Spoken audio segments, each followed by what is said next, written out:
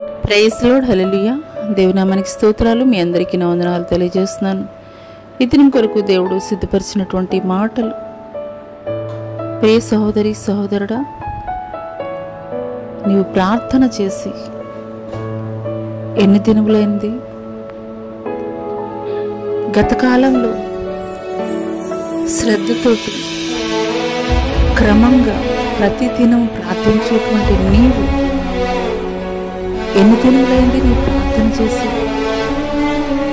నువ్వు ఎదుర్కొంటున్నటువంటి సమస్యలు సుడిగుండంలోనే ఏ రీతిగా వీటి నుండి బయటపడాలని ఆలోచిస్తూ ప్రార్థన చేయడం నువ్వు వదిలివేస్తున్నావా?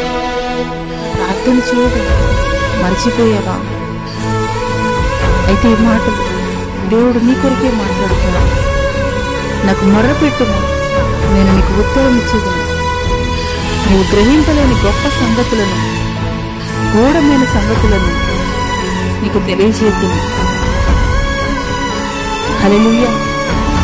ఈ మాటలు వింటున్నటువంటి ప్రియనేస్తము,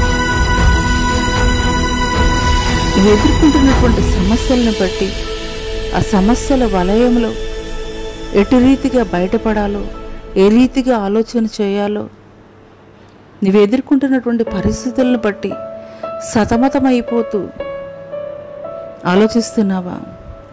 ఏ రీతిగా నిర్ణయం తీసుకోవాలి, ఏ రీతిగా ఆలోచన చేయాలి, ఏ రీతిగా ఈ పరిస్థితుల నుండి నేను బయటపడాలని ఆ యొక్క ప్రతికూలమైనటువంటి పరిస్థితులను గురించి ఆలోచిస్తూ నువ్వు దేవునితో గడపడం మర్చిపోతున్నావా? అయితే దేవుడు ఈ మాటలు నీ కొరికే మాట్లాడుతున్నారు. నాకు మొర్రపెట్టుము, నేను నీకు ఉత్తరం ఇచ్చేదను. నీవు గ్రహింపలేని సంగతులను, గూఢమైన సంగతులను నీకు తెలియజేస్తాను. అవునేస్తాను.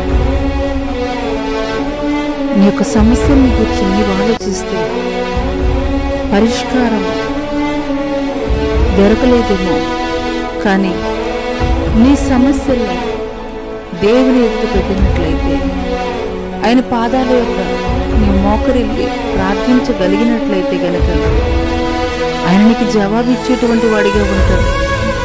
అంత మాత్రమే కాదు, నీ సమస్య నుండి ఏ రీతిగా బయటపడాలి, సమస్య నుండి ఏ రీతిగా విడుదల పొందాలి అని నీవు గ్రహింపలేనటువంటి గూఢమైనటువంటి సంగతులను కూడా ఆయన నీకు తెలియజేసేటువంటి వాడిగా ఉన్నాడు. మరి ఇంకెందుకు ఆలస్యం? ఇప్పుడే మోకరించు, దేవుణ్ణి అడుగు, ప్రార్థించు.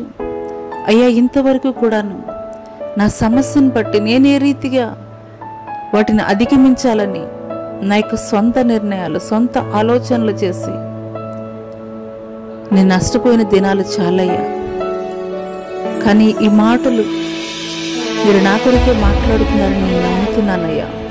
నేను మీకు మొరపెడుతున్నాను.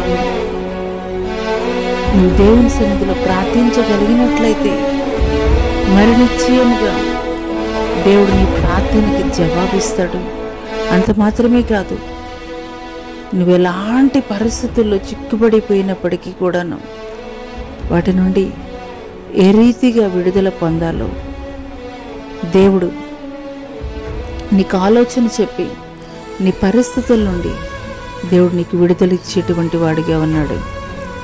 అట్టి కృప దేవుడు నీకు దయచేయను గాక. ఆమేన్.